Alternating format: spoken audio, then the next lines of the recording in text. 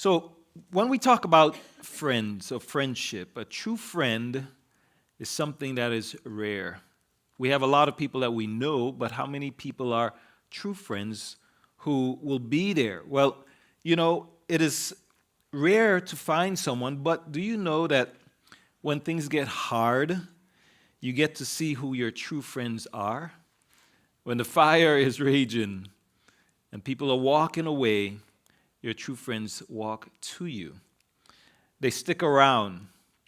And this is what we see in David's life. 2 Samuel chapter 17.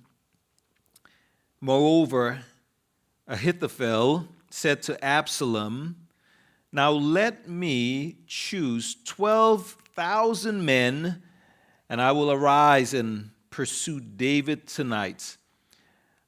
I will come upon him while he is weary and weak, and make him afraid.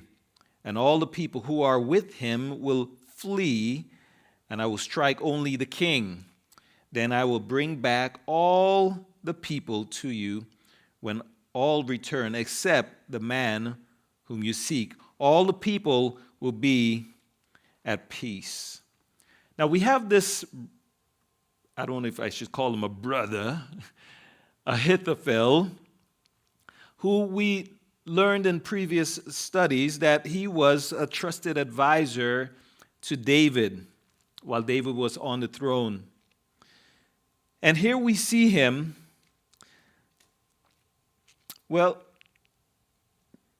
he is now plotting to kill David. Why?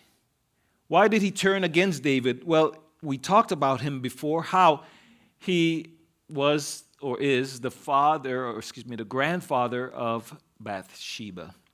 Remember that? And David lusted after her and took her, slept with her, impregnated her, and had her husband killed. So this man, Ahithophel, he had some bitterness in his heart. And so here he is talking to Absalom, David's son, saying, "I have a plan. I have a plan, listen, to kill your father." Now, if someone comes to me and says, "I'm going to kill your father," I'll be like, "Wait a minute. You're doing what?" But he is sharing this with Absalom. Absalom is absolutely okay with it. Why? Because not only is Ahithophel heart filled with bitterness, but Absalom's heart is filled with bitterness. If you remember the story, David had a few children from different women, and as Absalom, his sister, was raped by her half-brother, Amnon, and David, when he heard the news, he did absolutely nothing, which caused Absalom to be angry and bitter, and he took the life of his half-brother. And now he's upset with David. And so he overthrew David from the throne, and now this plot is to kill David, and he's fine. Why? Because his kingdom is built on bitterness. Listen, anytime you see there's any kind of kingdom or church or organization that's built on bitterness, I can tell you what, it will not last. And so notice Ahithophel's plan.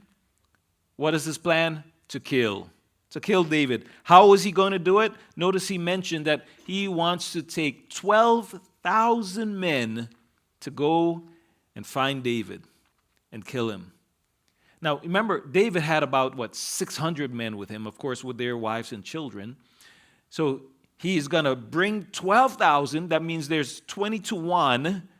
In order to win this war, David would need a miracle.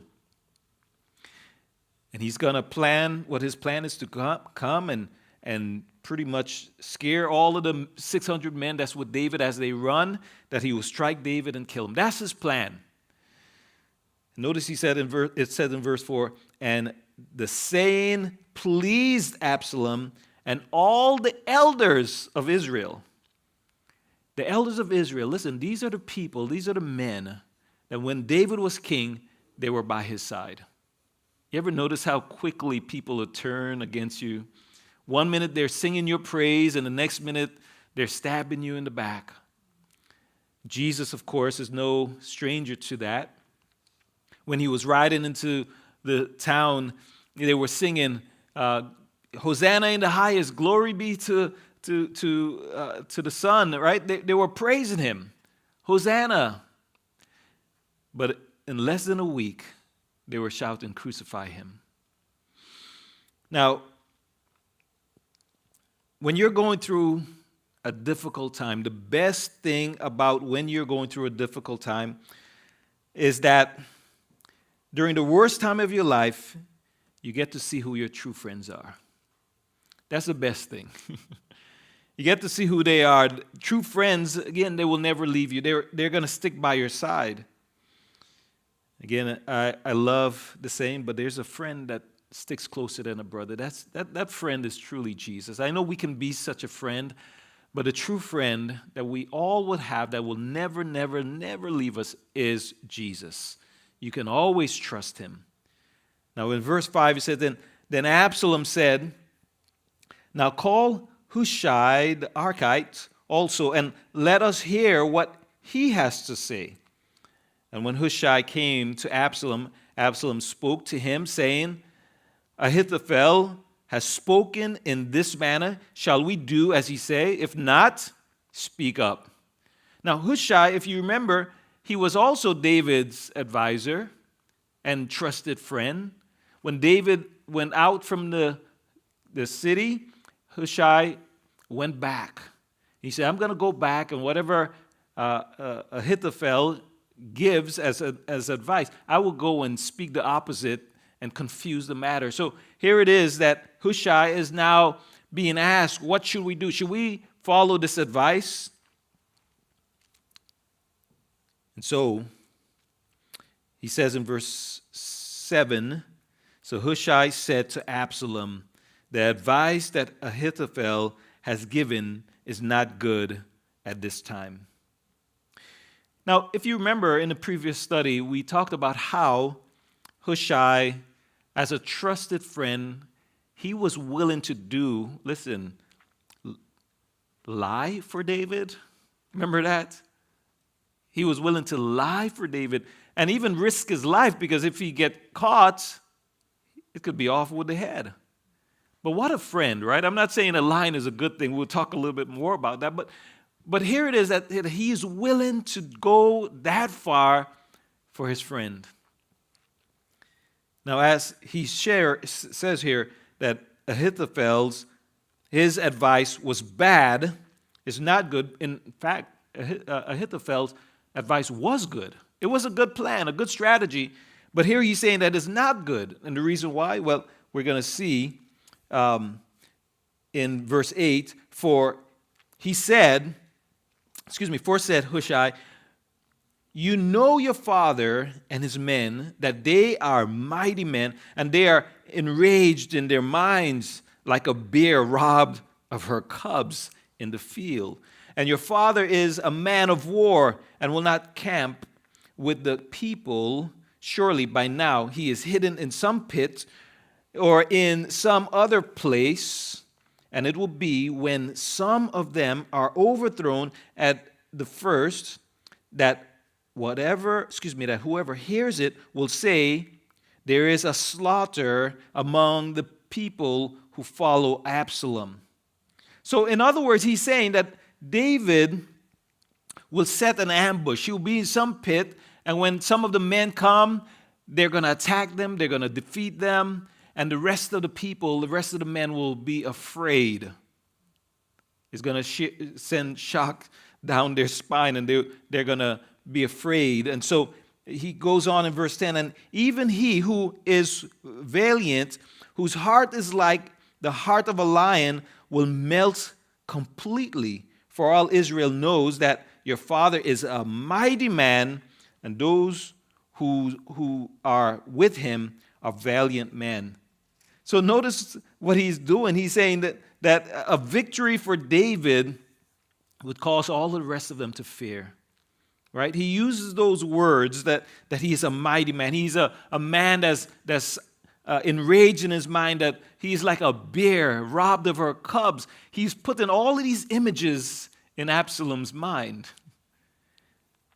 And so he says in verse 11, therefore, here's his advice, that all Israel be fully gathered to you from Dan to Beersheba, like the sand that is by the sea for multitude, and that you go to battle in person. So he's telling him he needs to go in person to fight this battle.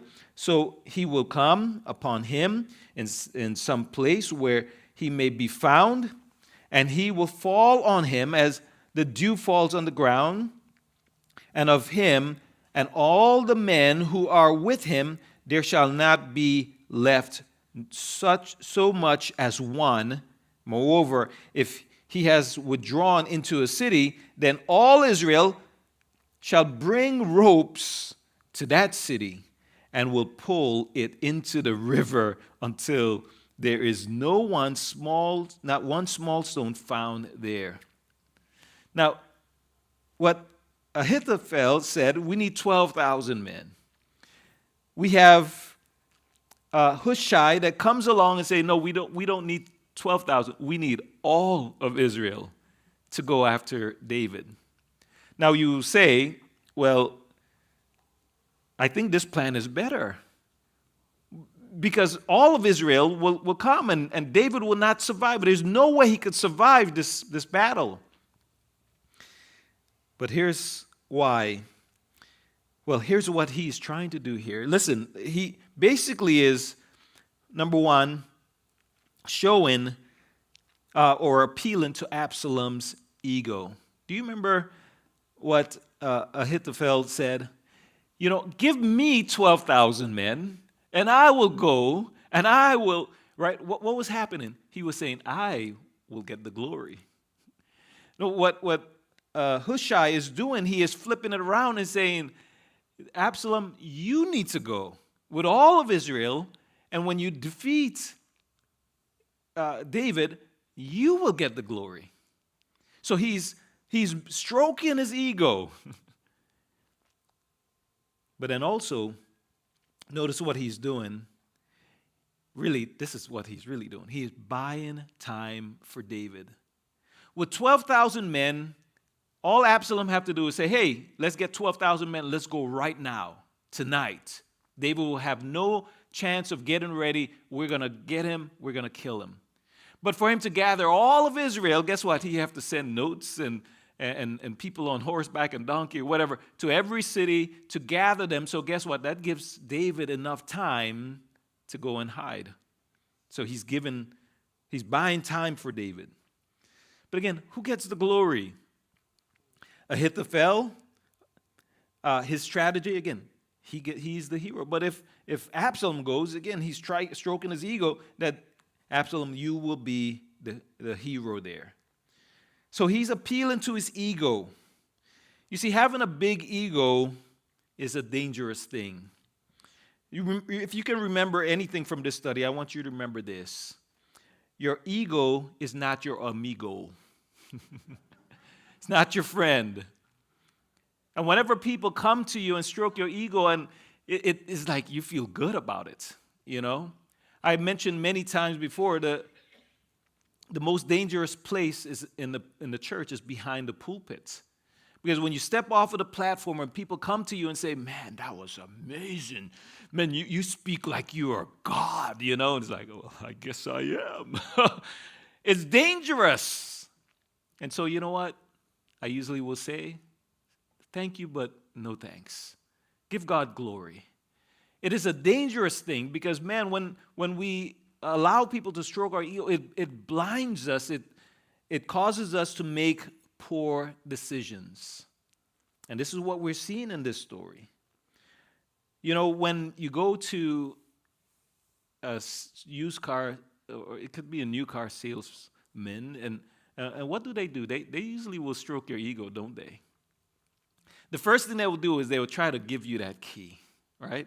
Come on, take it for a drive. And now you're driving this new car, and you feel so good in it, right? And they make you feel like it's yours. That's what they want to do. Same thing when you buy a house. They make you, when you're looking at the house, they make you imagine how you will feel and how you will look in the house. I remember going to a car dealer with my friend, I had a car already, but we went to this car dealer and they put him in a brand new Honda Civic, cherry red sunroof, and it was like, wow. My car was not looking anything like his, and I thought, man, well, how much will it cost for me to trade in mine? And so, they gave me the key, and we walked away. We drove away, 2 brand new cars.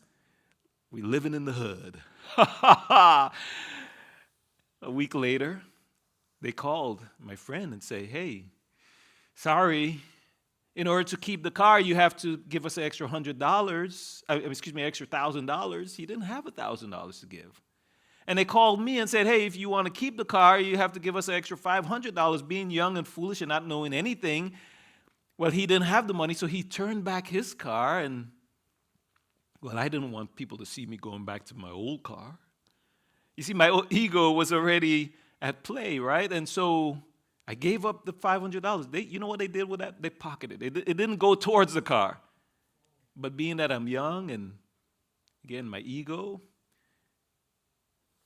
I made a bad decision. And so you have to ditch the ego before the ego destroy you. Got to be careful. People do that with social media. You ever notice that's what social media is built on? A little thumbs up, a little heart. Ooh, you post something and now, wow, how many people liked your picture or liked your post? And you keep going back. Why? It's stroking your ego. See, it's a dangerous thing. You got to be careful. So I will encourage you, lay go your ego, or your ego.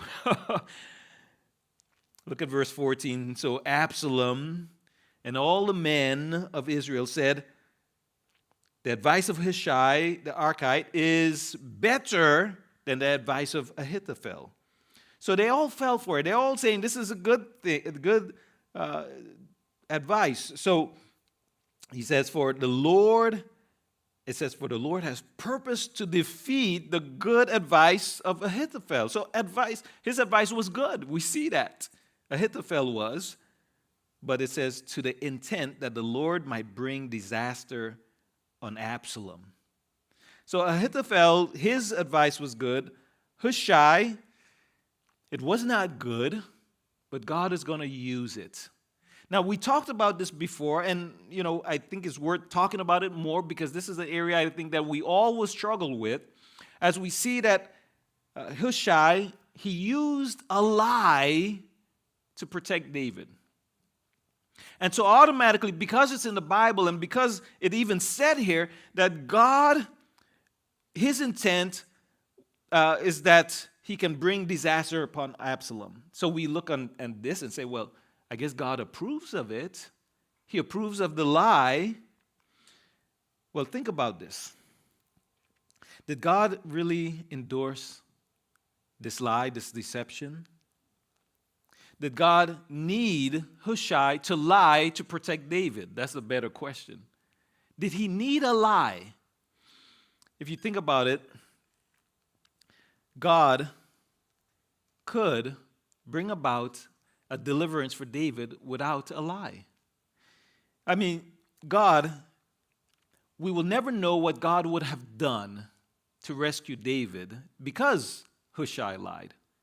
I mean, think about all of the people in the Bible that God has rescued without a lie. I mean, you think about Joseph going into Potiphar's house. His wife lied about him, and Joseph went to prison. But where did he end up from prison? He went to the palace. You see, we know the story because why? God delivered him. God rescued him. We can look at Esther and how Esther, she saved the people from this madman, Haman. We know that Moses brought the people out of Egypt. Moses against Pharaoh and his army. We know the glory of that story. We know Samson with no muscles, but yet he was strong. And yet, 1,000 Philistines with a jawbone of a donkey he was able to defeat. We know David defeated a mighty man, Goliath. What did he use? Some stones. Listen, God was with him. So I don't want us to ever think that, well, we need to lie because I don't know if God can rescue. No, he can. The Bible says that God works out all things together for the good. We know that in this story, in this case, that God will work it out for the good, but that was not his ultimate plan. If you think about it, if you could think about it in this way, lying is really revealing a lack of faith. When we lie is really saying, God, I don't trust you enough to do or rescue, so therefore I'm going to find a way. When you think about the scriptures in Proverbs, it says 6 things the Lord hates, 7 is an abomination. And lying, as someone who bears false witness, is one of those things that God hates. And so why would we want to lie? And if God hates it, what does that say? And why does he hate lying? Because it's this. It tells us that we don't trust God. We don't have enough faith in him. And so this is one of those areas, again, that we always struggle with because will God really show up if I don't do something? Now, verse 15, then Hushai said to Zadok and Abiathar the priests, so here it is that, if you remember Zadok and Abiathar, these are the high priests that they remained in the city so that they could be spies for David, to tell David what was going on. And it says, thus and so Abiathar advised Absalom and the elders of Israel, and thus and so I have advised. So he's telling them what advice he gave to Absalom. So he's giving them the scoop, the information. Verse 16, now therefore send quickly and tell David, saying, do not spend this night in the plains of the wilderness, but speedily cross over, lest the king and all the people who are with him be swallowed up. So they're sending word out to David. Don't stay in the plains of the wilderness. Go somewhere else, right? So they're giving him the alert. Verse 17, now Jonathan and Ahimahaz stayed at En-Rogel, for they dared not be seen coming into the city, so a female servant would come and tell them, and they will go and tell King David. So they have this whole underground network of information. As the priests found out what's going on, they will tell this young girl. She will go out to the city a few miles away to another city, and they will inform David of what's going on. And so it's in verse 18, nevertheless, a lad saw them. By the way, Jonathan and Ahimahaz, these are sons of the priests. So they didn't come back to the city, they're staying out. But now we see this lad that saw them and told Absalom, but both of them went away quickly and came to a man's house in Bahurim, who had a well in his court, and they went down into it. Then the woman took and spread a covering over the well's mouth and spread ground grain on it, and the thing was not known. And when Absalom's servants came to the woman at the house, they said, where are Ahimahaz and Jonathan? So the woman said to them, they have gone over the water brook, and when they had searched and could not find them, they returned to Jerusalem. So they covered them as they went into this well, because this young lad saw them, and he told Absalom where they were. But these guys hid into the well, and this woman covered them up, so no one knew where they were. In verse 21, now it came to pass after they had departed that they came up out of the well and went and told King David and said to David, arise and cross over the water quickly, for thus has Ahithophel advised against you. So they warned David to leave. And David is going to leave. He's going to leave with all of his people, all of them. No one will be left behind. In verse 22, so David and all the people who were with him arose and crossed over the Jordan. By morning light, not one of them was left who had not gone over the Jordan. So David and his men, all of them with their families, they were able to escape. Verse 23, now when Ahithophel saw that his advice was not followed, he saddled his donkey and arose and went home to his house to this day. And listen to this. Then he put his house in order and hanged himself and died. And he was buried in his father's tomb. So this is one of those sad things that we see in the Bible. That this man who was once hanging out with David, giving advice to David, now his life ends. Why? Listen, bitterness, it leads to death. Bitterness leads to death. Notice what he did before he took his life. He set his house in order, which is a good thing. It shows that he cares about his family.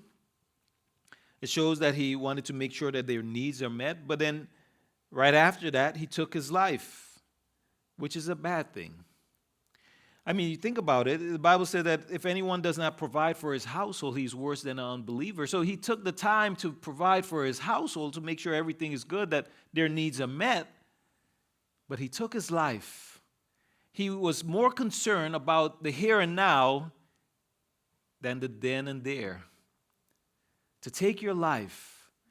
The Bible said that murder is a sin, and taking one's life is a sin.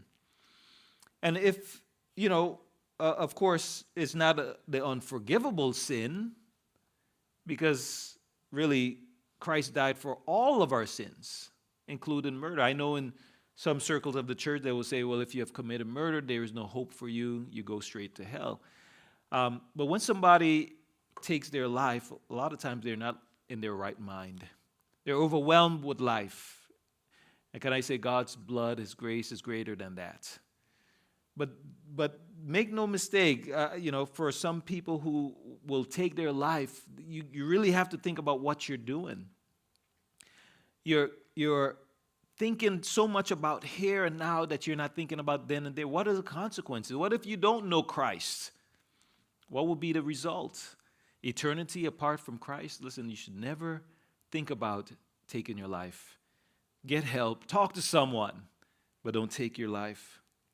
I find it so interesting that so many young people today are thinking about or try or attempted to take their life. And it seems like things are just so overwhelming for them. Can I say the reason why is because they're not going to the friend Jesus. Go to Him. He has the answer. Now,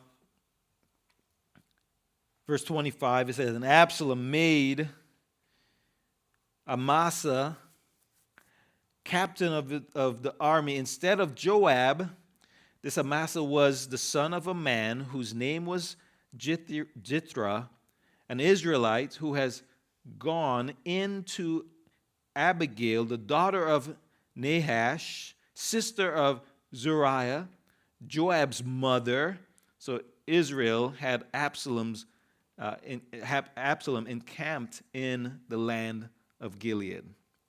I do have to say, I was a little confused with what was going on here, with who these people are. I had to map it out.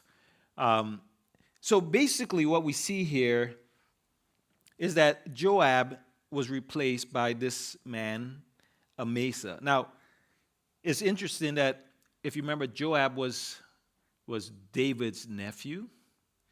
But this guy, Amasa, he's also David's nephew. David had two sisters. One of them was Zariah. The other one was Abigail. Zariah was Joab's mom. Abigail was Amasa's mom. So these guys are cousins and nephews of David.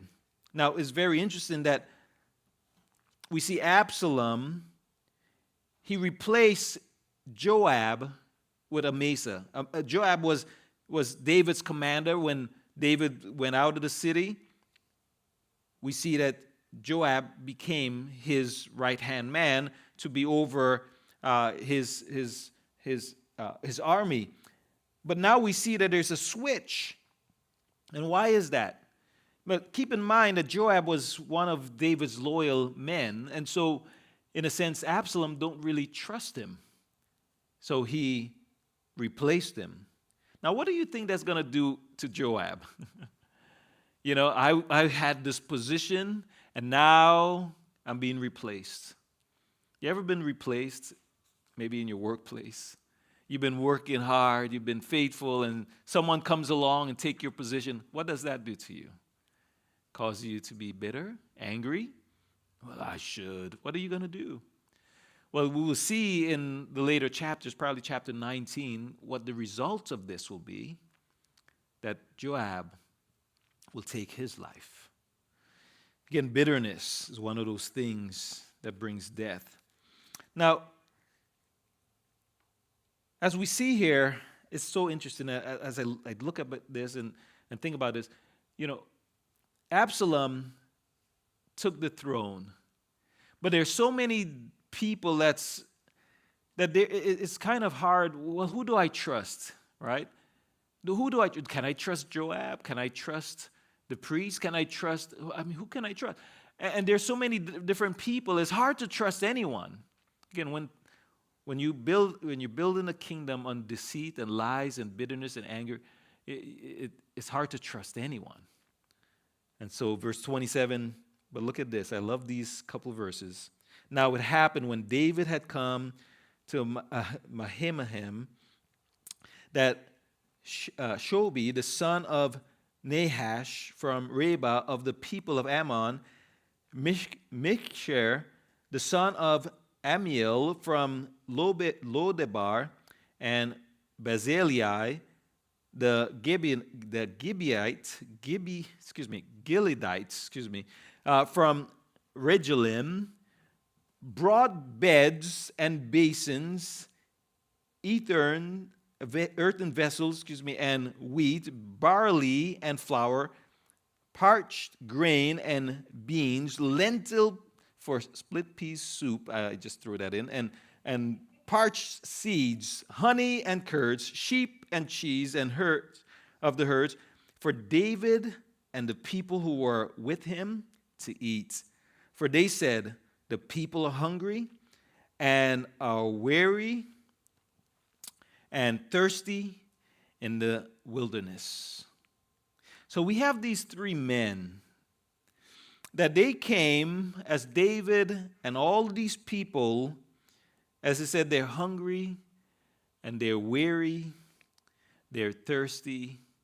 And what did they do? They took care of their needs. They gave them beds to sleep in. They gave them seeds and grains and food and even something sweet, a little honey.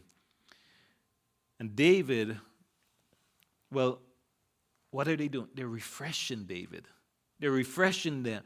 And I've mentioned this many times. I love the verse, Proverbs 11:25. The generous man will do what? Will be rich, will be made rich. And those who water will also water himself. Those who bless others will be blessed. Those who take care of others, they will be taken care of.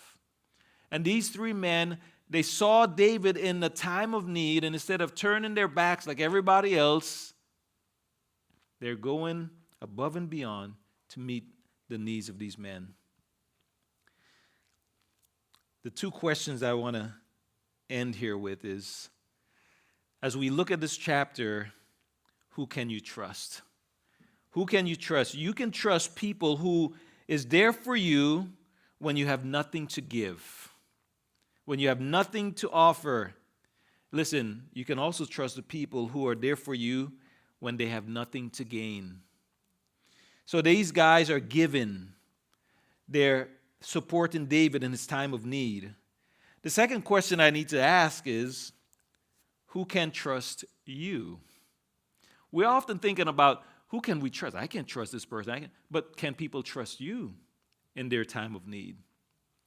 You know, when people are single, and they often will pray, Lord, send me a good man, a good woman. Are you praying for yourself? Are you that good man and that good woman? When you are in need, and I've heard people say this, you know, I was in need and I was sick and I was hurting and no one showed up for me. The question I have to ask is, have you been there for someone else? Have you showed up for someone when they were in the hospital, when they had lost their job, when they needed a meal, when they needed a grocery, when they needed a light bill paid, when they needed someone to just call them and say, bro, I'm here for you. I'm praying for you.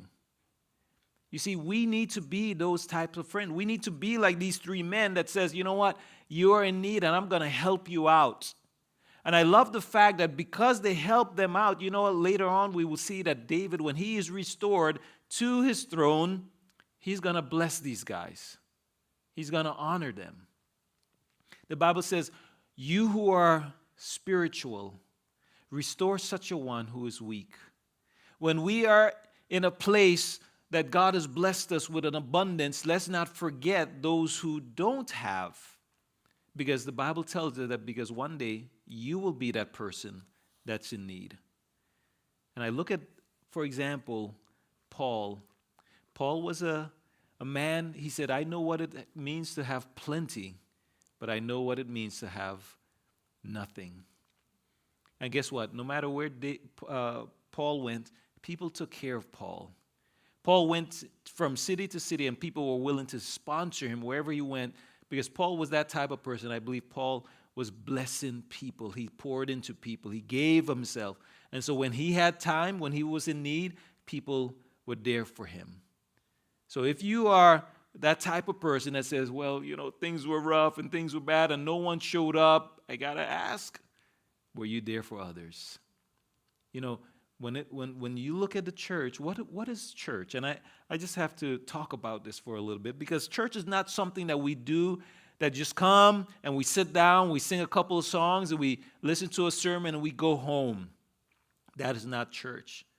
Church is defined in Acts chapter 2, where it says that they met daily from house to house, breaking bread, fellowship, apostles' doctrine, and communion. And they did this regularly. And guess what? While they were doing that, they were meeting each other's needs. They were caring for each other. They were praying for one another. That's what church is. It's not coming in and walking out. When was the last time, I got to ask, that you called someone and said, hey, how are you doing? When was the last time you saw someone maybe on the prayer lists that they're going through something, and then you say, let me reach out to them? When was the last time you say, let me go and visit someone in the hospital? These are the things that we're supposed to do. And so let me just say this. I'll close with this. The next time anyone asks me, hey, how is that person? I'm going to say, you call them and you find out. It's a love and rebuke. God bless you. But that's what we're supposed to do. Amen?